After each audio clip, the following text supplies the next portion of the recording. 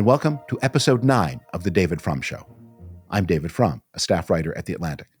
Today, I'll be joined by Marty Barron, formerly executive editor of The Washington Post during the first Trump term and during the transition of ownership at The Washington Post from the Graham family that had led it for so many years to new ownership under Jeff Bezos. Marty Barron is one of the most important media leaders of our time and has spoken forcefully, both in person and in his memoir, Collision of Power, about the threats to free press and the responsibilities of that press. I'll finish the episode with some thoughts about the way the media have covered the old age and infirmity of former President Joe Biden. But let me begin by addressing this larger topic of press freedom and press responsibility in the second Trump term.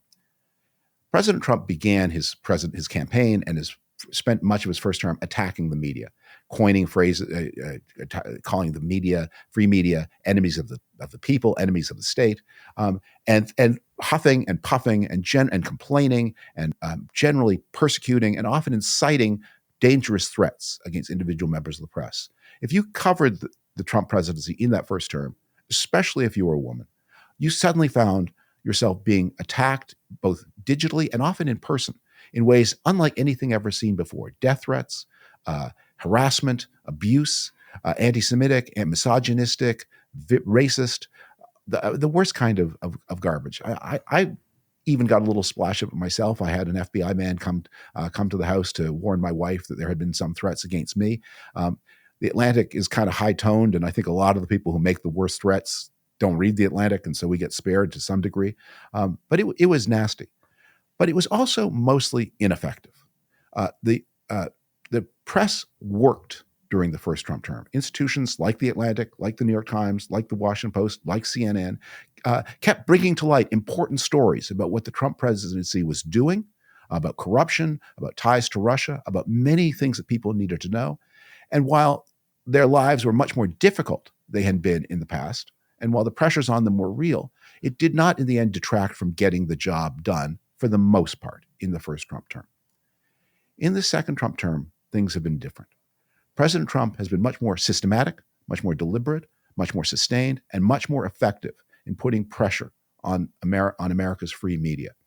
He does it by squeezing the corporate parents of media institutions, making it clear that mergers won't happen unless the mergers of the upstream parent will not be allowed or will be harassed or even illegally prevented in some way unless those institutions change the way that the reporting arms behave themselves. And we have seen media people end up paying what look very much like inducements, material inducements to Trump. Amazon, which is owned by Jeff Bezos, who also owns the Washington Post, paid millions of dollars for the rights to make a Melania documentary, money it has to know it will never see back for a documentary that will probably never be produced. ABC paid millions of dollars directly to President Trump's so-called library, but really to himself, because of pressure put upon the Disney Corporation, ABC's corporate parent.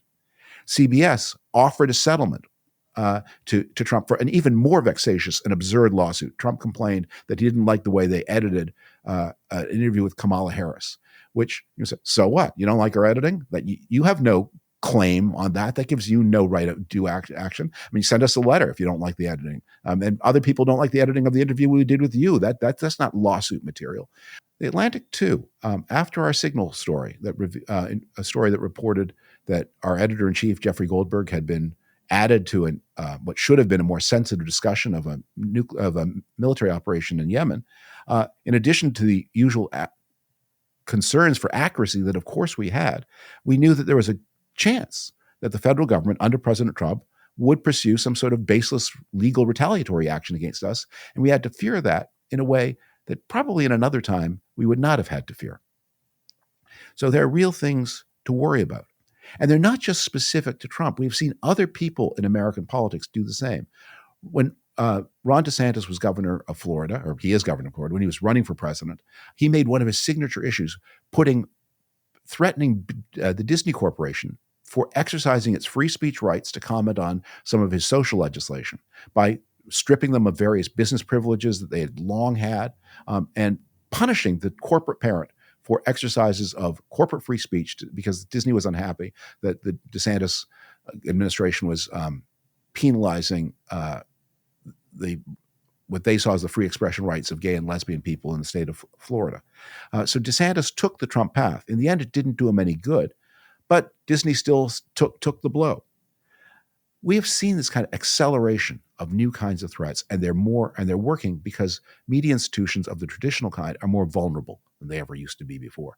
Look, the companies that were powerful in 1972 are a lot less powerful in 2025, but they remain the main sources of dispassionate, fact-checked, accurate information about the events of the day. New media does not see that as its mission. But the old media do, but because they've been losing audience share, because they're less wealthy than they used to be, they are subject to various kinds of pressure, and those pressures are being imposed on them with real-world consequences for all of us. Meanwhile, the whole mental landscape is being altered by the rise of different kinds of media institutions. TikTok has to be regarded as the most important media company in America today, alongside Facebook and other social media platforms. These are shaping the minds and mentalities of Americans, especially Americans under 40, especially those Americans who are not closely involved with the political process, and so whose votes are maybe more up for grabs, and are therefore some of the most valuable voters to politicians. We have a new kind of landscape, and it's one that we all have to navigate with great care, and one in which our responsibilities as citizens are as much at stake as our rights as citizens. The information landscape is being reshaped, and Trump is abusing this reshaped landscape in order to, Trump is abusing the powers of state in this new landscape to hasten the reshaping in ways favorable to him. Congress passed a law putting TikTok out of business. The Supreme Court approved that law. Trump has postponed enforcing the law long past all the deadlines that were supposed to be there because he likes the way TikTok covers him. One of the rules of authoritarianism is the protection for the culpable is as much a resource for the authoritarian as harassment of the innocent.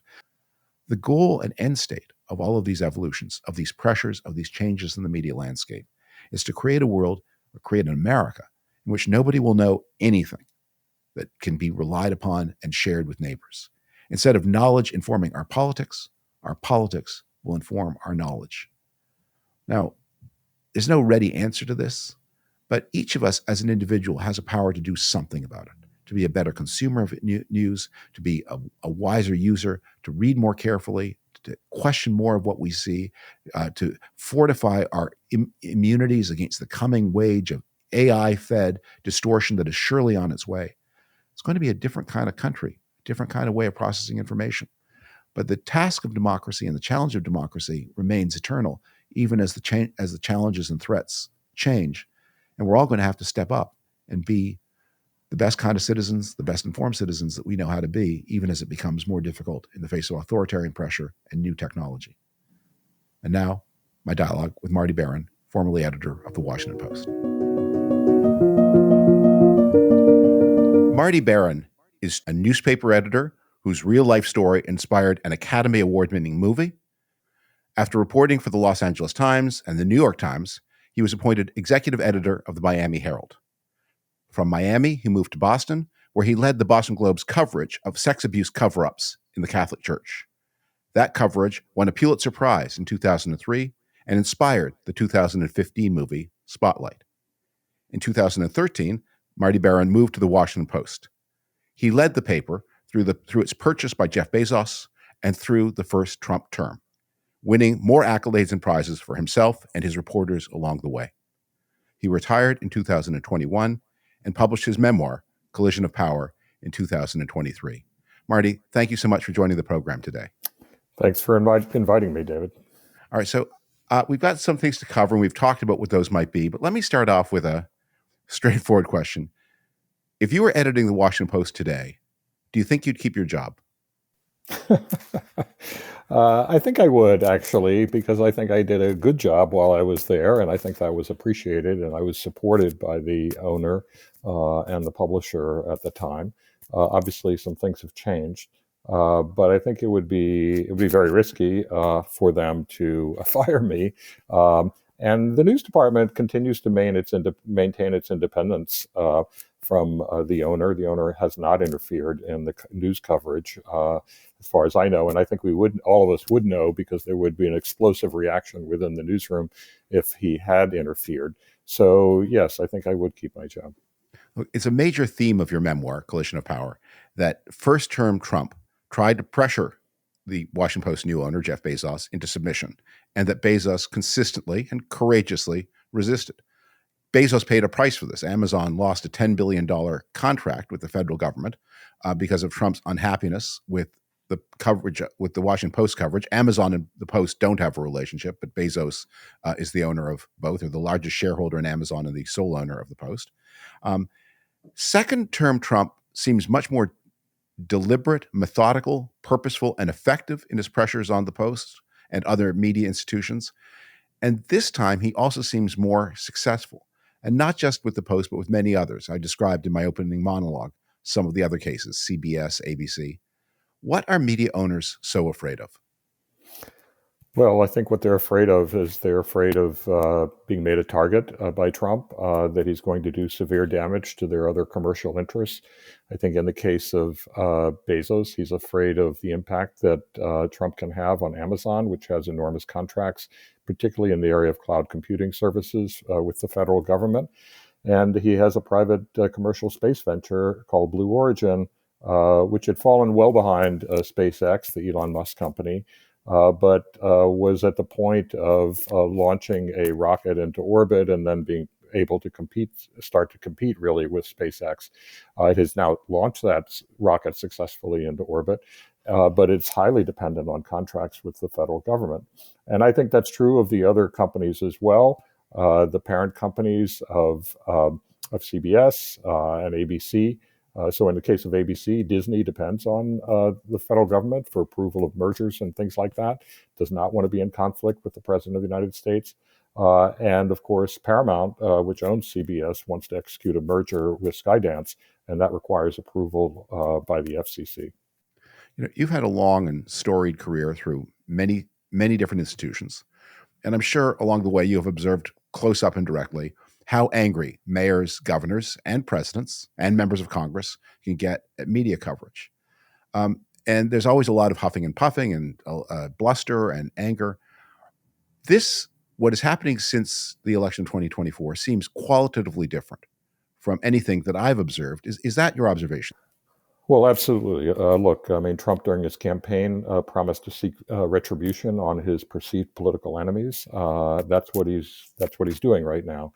You can see that, of course, in his attacks on law firms that have represented individuals and institutions that were opposed to him, seeking to bar them from access to federal government buildings, seeking to deny them any contracts with the federal government, basically punish them in every conceivable way and really he's seeking to destroy those law firms. The same applies to universities, and particularly first with Columbia University and then now with Harvard, of course. You can see that he's applying all of the, not just threats, but actually use of force, and denying billions of dollars in grants and to Harvard in an effort to force them to submit to his wishes. So that's what's happening. It's qualitatively different from what we've seen before, and of course, the federal government has enormous power. And Trump is exercising that power. Actually, not just exercising it, he's abusing it. Why is it so much more effective now? One of the semi-remembered details of the Watergate scandal was that President Richard Nixon tried to put pressure on the Washington Post at that time because the Post was then seeking permission, or the Graham family was seeking permission to acquire some radio stations, which required FCC approval. And Nixon, there's a famous crude quote about it. We're going to put Katie Graham's tits through the ringer. And what that was referring to was that her family wanted to buy these radio stations, or maybe sell them. As I think about it, I can't remember which. But either way, they needed an FCC permission. And Nixon said, aha, I have the brainwave. We'll use that as a pressure on the Post. And it spectacularly backfired. It didn't work for Nixon at all. Now, a half century later, similar kinds of threats do seem to be working, at least for now. What's the difference? Why was the press so much more robust in the 1970s than the prestige press seems to be in the 2020s? Well, I don't know if it was more robust. Certainly in the case of the Washington Post, they resisted, and I wish that Jeff Bezos would do the same. As I said, I think the news department continues to operate independently, and it's doing a great job, admirable job of investigating what's happening in this administration.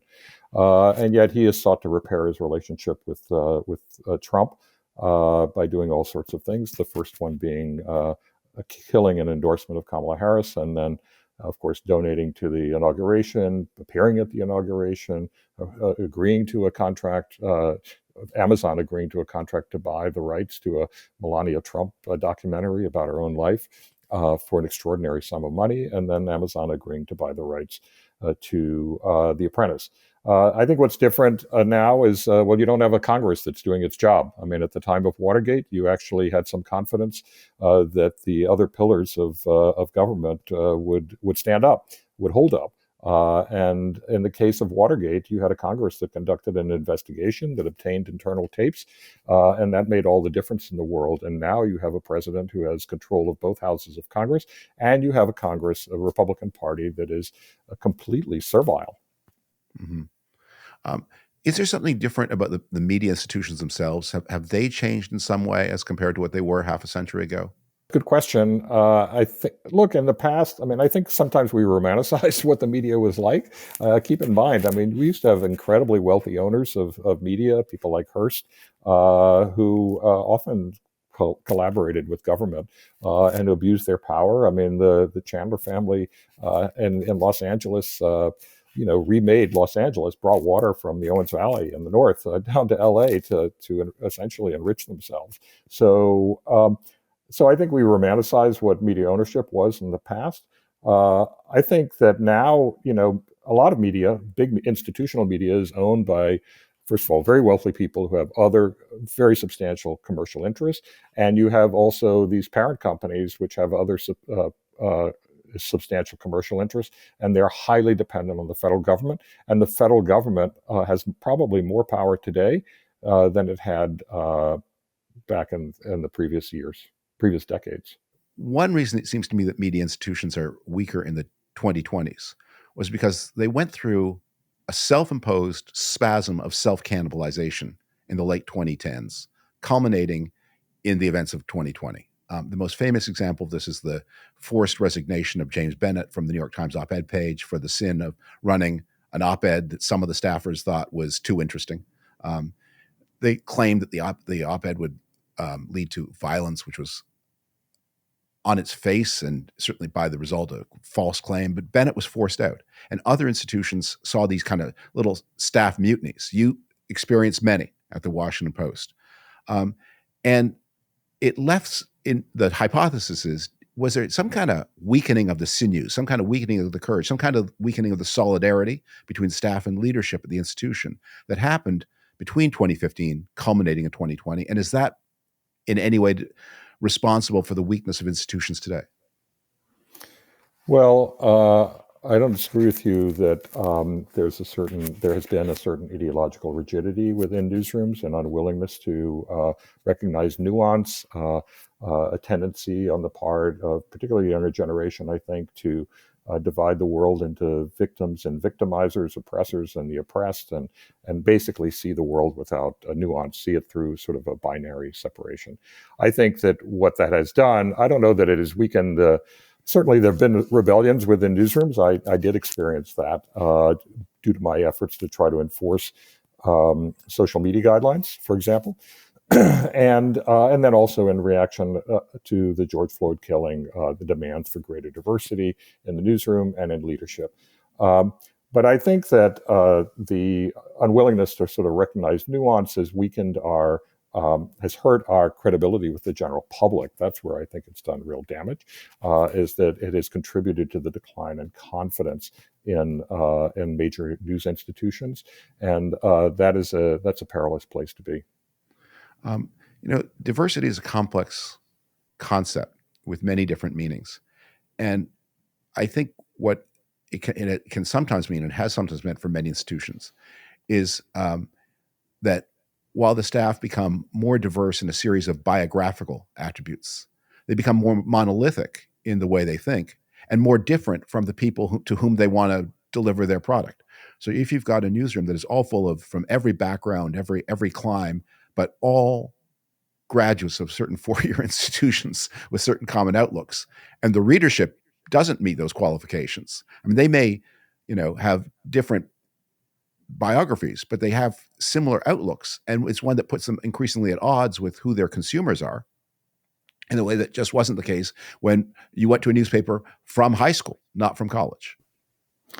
I think that's true. I think that we do not have a certain level of diversity that we should have. It's people from a lot of different backgrounds, people who didn't go to all the same sorts of schools. I certainly didn't, by the way. I did not go to an Ivy League school, and I grew up in Florida, and not in the Washington area, and I didn't actually aspire to go to Washington, by the way. And I just ended up there because I was approached about taking on the editorship of the Washington Post. Which was a surprise to me. So I've always seen Washington as a bit of a bubble, and I think it is. And I think, look, we did work when I was at the Post. We did work to increase the diversity in respects other than demographic, and that was we tried to hire more military veterans. We thought that was important. The country had been at war for so many years, and yet we had very few military veterans in our newsroom. We needed more. We hired people who came from evangelical Christian colleges. I thought that was really important, given the importance of religion in this country, and particularly evangelicalism in this country.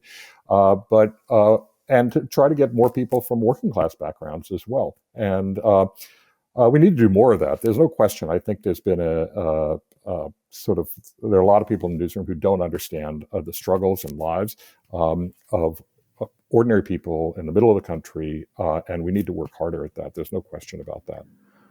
One thing I think that gets lost sight of, and I'm old enough to remember it, and maybe you are too, was that in the middle 1970s, most of the people who worked in for a newspaper were engaged in a form of manufacturing. The paper, yes, it was written, but it was after it was written, it was then composed. It was composed by people who worked for the newspaper, and it was then physically printed and then just physically distributed. It was a giant manufacturing enterprise, and most of the staff were blue-collar people who had nothing to do with the content of the paper and everything to do with the physical existence of the paper.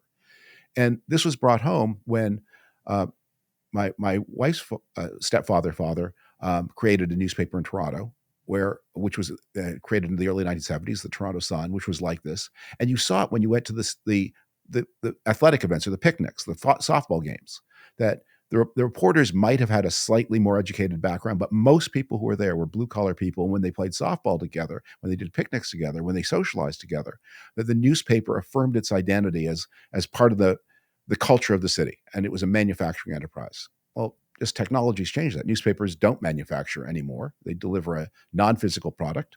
The people who produce the product are highly educated. The production staff are probably even more technically skilled than the content staff. And all of them are more and more unlike the rest of the people of the city or country in which they serve. Well, I agree with you on that. I think, look, this was evident prior to Trump being elected. People have asked me what our failures were prior to Trump being elected, and I always say it wasn't the coverage of the campaign. It was what occurred prior to that, years prior to that, is that we didn't understand the country well enough. We just did not understand people's struggles, their expectations, their aspirations, and we needed to do that better. And there's no question that look, people talk about their life experiences these days, but everybody's life experience is by definition narrow. It's just them. Our job as journalists is to get outside of our life experience and understand the experiences of other people. And we need more people in our newsrooms who come from a variety of different backgrounds. And I think we should get to work doing that. A point I made in my first Trump book about this as a way of driving it home. So the great opioid toll begins in 2014. By 2016, it's killing more Americans than Vietnam. I went to the New York Times search engine and typed in for the year from January 1st of 2016 to the end of 2016, the two words opioid and transgender. And I don't want to derogate from the importance of any issue. But if I remember right, there were like 80 or 100 times more stories about transgender issues in the New York Times in 2016 than there were about the opioid epidemic. Now, that would change the following year, but it just marked that something could be happening in Pennsylvania and New Hampshire in 2014, 2015, and 2016, and it was invisible to the people who produce the country's most elite newspapers. And one of Trump's secret weapons in the campaign of 2016 was he would campaign in these places and just say the word opioid. He had no plan, he had no concept, and indeed the problem would continue to get dramatically worse under his presidency. But at least he knew it was there, which other people seem not to know. That's a very interesting data point, that research that you did. And I think it does highlight just how sorely disconnected we are from so much of what is happening in the country. And I think that's something that definitely needs to be corrected, and corrected quickly. It's cause for a lot of self-reflection on the part of all of us who are in the media, and we need to make sure that that doesn't continue. Well, as we talk about media, of course, people of a certain generation have an idea of what media is, and we often have a way of using that phrase to mean institutions that were important in 1972, the Washington Post, the New York Times, CBS News, and it's a little hard to absorb that everybody who has one of these devices, which everybody has, can communicate instantly any image or any language to anybody on the planet on a scale that would have staggered the editors of the Washington Post in 1972, or even the CBS Evening News. And I suppose one of the questions we have to think more philosophically about is, what is media in the 2020s? I mean, TikTok shapes more minds than the New York Times, and Joe Rogan has a bigger audience than 60 Minutes. And we have a kind of anti-media that creates relationships with its consumers by presenting itself as non-media, by attacking the institutions that were important in 1972, but that are themselves also forms of media, obviously, and that are different from the traditional institutions only in that they seem to have no code of conduct, no code of ethics whatsoever. Well, clearly the definition of media has expanded tremendously. We've seen a radical change in the kind of media there is, and a radical change in the way that media is consumed. And a lot of the new media is communicating with a level of authenticity, or at least perceived authenticity, that institutional media has been unable to deliver. We in traditional media have always focused on our authority, the reporting that we do, the verification process, all of which, of course, is essential and core to who we are and what we ought to be doing, what our mission is. At the same time, we are not communicating the same level of authenticity that a lot of the new media are. And because we don't do that, because we don't communicate authenticity, we're not getting credit for the authority that we have. And people who do communicate authentically, or perceived authentically, a lot of the new media, they're being given credit for authority that frequently they don't deserve. Not always. There are people who are quite capable who are doing that. But a lot of them don't deserve the authority. And look, this is a huge challenge. I mean, it's an opportunity, of course, to reach more people. But it's a huge challenge to traditional news institutions, and that's one that we clearly have to confront, and we have to change. Well, you're very polite about it when you talk about, call it authenticity. I think one of the lessons, I think, from a media business point of view, one is the media of the 1970s ignored large parts of demand. It turns out there's a much bigger demand for virulent anti-Semitism in America than anyone in 1975 thought there was. There's much more demand for crackpot medical advice than people used to think. And in 1975, if you'd said to the New York Times or the Washington Post or CBS, you could make more money by serving the anti-Semitic market or the medical crackpot market, they would say, you know what, we're making enough money, thanks, but no thanks. We don't need to tell people the polio vaccine is no good. But it's come that entrepreneurs have discovered there is a big market for anti-Semitism. There is a big market for the polio vaccine is no good. And you can get very rich, or at least selected individuals can, meeting that demand, which is not infinite, but large. And we are in a world that is, the price of the internet may be the return of infectious diseases that had been banished in 1998. Yeah, look, there are an enormous number of bad actors. I mean, by using the word authenticity, I don't suggest that many of them aren't bad actors. There are good actors too. There are people who are doing really good work, and I think there's a reason you have a podcast that you developed a podcast because you saw it as a better way of communicating with people, or at least potentially a more effective way of communicating with people. And there are a lot of other people who are doing that as well. So I don't want to discredit everybody who's in new media because they don't deserve to be discredited because many of them are quite good. But there are a lot of bad actors and spreading crazy conspiracy theories and a lot of hate. And that is the nature of the internet these days. Is that it allows for that because it's a highly fragmented market, and people are going to exploit that fragmented market for their own personal, professional, political, or commercial gain. And that's exactly what's happening. I would say, however, that traditional media is not irrelevant, as is often claimed by people in that new media field, by a lot of our politicians today, including Trump and Musk and whoever. And the reality is that we remain irrelevant. There is a reason why Trump is completely obsessed with traditional media. He would not be obsessed with traditional media if it were irrelevant. That would be insane. And by the way, when Elon Musk stepped out of his just recently stepped away from the White House, who did he give interviews to? Amazingly, traditional media, the very media that he had denigrated all along. How should we think about what is and what isn't media? A person offering makeup advice on TikTok to 1 million viewers, is that media? I don't know anymore. Yeah, it's media. I mean, I think it is media. Media writ large, absolutely. People who are on TikTok are having an enormous impact. I mean, people are forming their opinions of what's happening, let's say in the Middle East, based on a 15-second TikTok. They think they know everything based on the 15 seconds that they saw on TikTok. Now, that is appalling, of course. Anytime you're dealing with a complex subject like the Middle East, which has centuries of history behind it. You don't want to think that you've absorbed everything you need to know based on something you saw in 15 seconds on TikTok.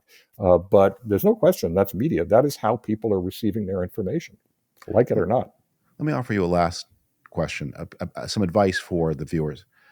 How does one become a better consumer of media content in this day and age? What are there any guidelines or advice you can offer to the viewer who is not selling makeup tips to 1 million people, but who has a phone, uses it, looks at it? How do we use this incredible new device, this incredible new power, responsibly and effectively to live better and more informed lives as citizens and individuals?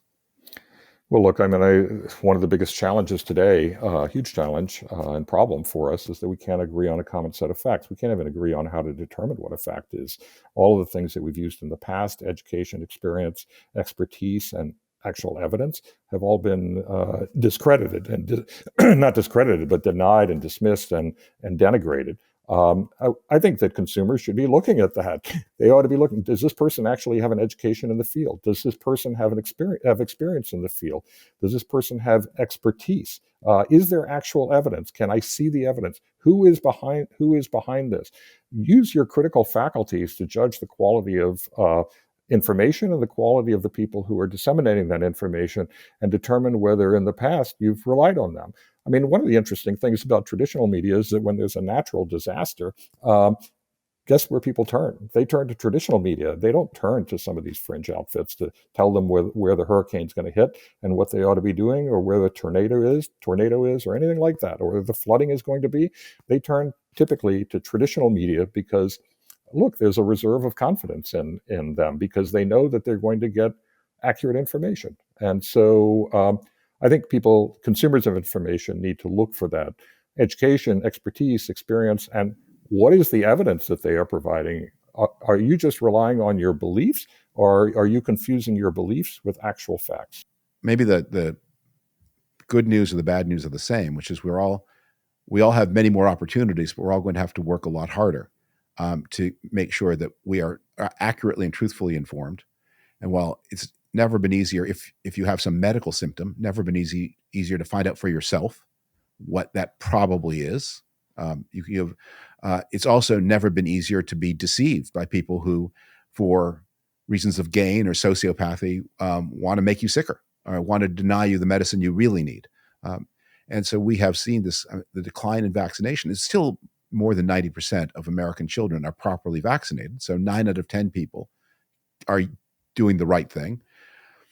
But 5 or 8 out of 100 are doing the wrong thing. And they pose risks not only to their own children, but to everybody's children.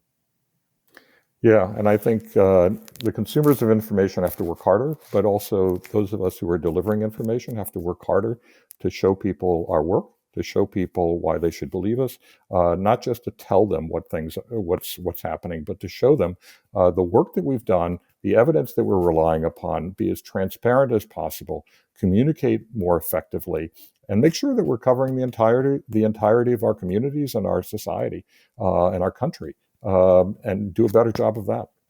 Marty, thank you so much for your time. Thank you for your candid memoir. It's going to be an important resource for anyone who wants to understand the Trump era and also the transformation of media under new kinds of ownership, and above all, your extraordinarily important institution, the Washington Post, which you led to such heights and which we hope is able to retain at least most of the glory that you delivered for it. Thank you, David. Appreciate it. Thank you. Bye-bye. Thanks so much to Marty Barron for joining me today. If you appreciate this dialogue and the others like it, I hope you will subscribe to this podcast on whatever platform you use. I hope you'll also consider subscribing to The Atlantic in print or in text form. That is how we support all the work of this podcast, of myself, and of all my Atlantic colleagues. As we wrap up this all-media day today, I want to delve into one final topic, and that is the way the scandal, this outrage, this outcry that has been womped up about the age of former President Joe Biden. Everyone saw the debate that President Biden had obviously become infirm, and now there is a lot of accusation that this was somehow covered up or neglected, and that not only were the people around President Biden culpable, but that somehow the press was implicated too in its failure to address the question sufficiently and in time. This strikes me as something with a kernel of truth to it, but more distraction and misleading than truth. And let me explain what I mean. Now, I'm proud to say that The Atlantic was early and direct on the Biden age story.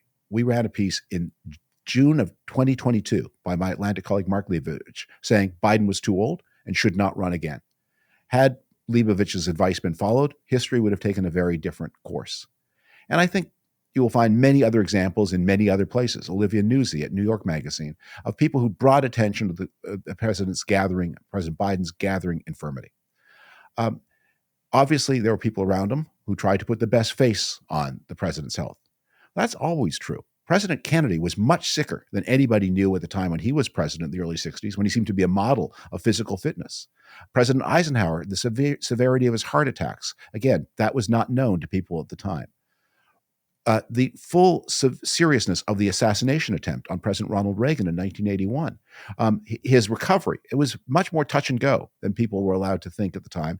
People are invited to think of the president as healthier than the president often is. It is a body-killing job, and nobody comes out of it in the same shape that they went into it. And surely the people around President Biden tried to represent him as healthier than perhaps he was, especially toward the end. And it is an important news story to cover the capability of the president. Kudos to those who dig into that topic, who separate what is true from what is rumored, and who alert people when the president isn't as capable as the president should be or as those around him want to be. And that's a job that continues even after the presidency. As I said, with these previous presidents, the full degree of their infirmity was often not known until some time afterwards. Woodrow Wilson was struck down by a stroke in October of 1919. Now, people understood that he was ill and was invalided, but how radically invalided he was, that was something, and he was invalided from October of 1919 until he left the presidency in March of 1921, almost a year and a half. That was covered up by his wife and his doctor, and the full truth was not known for a long time. And that really did change the course of history. Many of the worst acts of the Wilson presidency happened after the stroke of October 1919, and it's not clear whether Wilson approved of them, authorized them, or even was aware of them. the Palmer raids, for example, that where the people were immigrants were rounded up and deported without much of a hearing, if any. Those started in November of 1919 and were at their peak in January of 1920. Not clear that Wilson even ever knew about it. So bringing the truth retrospectively, also an important task. And I understand that journalists, when they follow these stories, can sometimes lose perspective. If the school superintendent is stealing pencils from the supply cabinet, that's probably not the most important story in the world. But the only way you're ever going to find out about it is if one person in the local paper decides that for him or for her, that story will be the most important story in the world for however long it takes to get to the bottom of it. And only a person who acts as if the superintendent stealing the pencils is the most important story in the world will bring the story to light at all and give it whatever attention it deserves. So tunnel vision is kind of a bona fide job qualification for being a reporter. But when you consume and read and react to news, that's where the perspective comes in. And you need to say, okay, maybe the people around Biden did try to hush up how sick he was, and maybe not every journalist worked as hard as Mark Leibovich to get the truth. Not every journalist worked as hard as Olivia Nuzzi to get the truth. Not every journalist was willing to brave the blowback that Mark Leibovich and Olivia Nuzzi got for their reporting of the truth. But how important was this story really? And today, when there is an effort to make it seem like this is the biggest scandal in American history, or at least the biggest scandal going today, at a time when the present president is pillaging billions of dollars. The story now that is the overwhelming story here in Washington is corruption on a post-Soviet, post-colonial Africa scale. Billions of dollars going into, and affecting everything, every decision that this administration makes, from pardons to foreign policy. That's the story. Everything else, also interesting. But don't oversell it and don't overbuy it. Thanks very much. I hope to see you next week here on The David Frum Show.